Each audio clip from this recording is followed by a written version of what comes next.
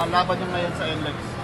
Sobrang nakakapagod sa totoo lang. Kasi yun nga, kahit wala silang import talaga, maganda yung sistema nila. And syempre, hindi sila sumusuko eh. So big credits to NLEX.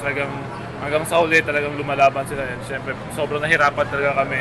And yun nga, buti lang nakuha din namin yung panalo. And nakaangat-angat kami kahit paano. Parang yung last minute, ang tagal, no? Parang meron pang Yes, 0.8 seconds. Sobrang daming senaryo pa na nangyayari, pero yun nga, buti na lang talaga nakuha namin. Justin, isang nakita kong parang bagong role mo is like off the bench pero 30 plus minutes yung nilaro mo. Is this something na parang makikarry forward na after ng break? Ngayon, back to back, especially back to back.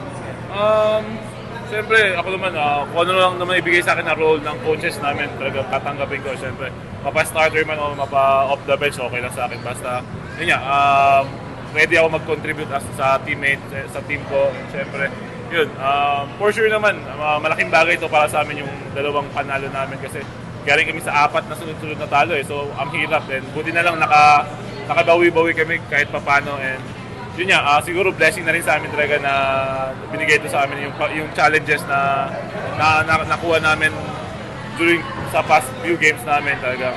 Kumbaga challenge kami para kung paano kami mag-work as a team.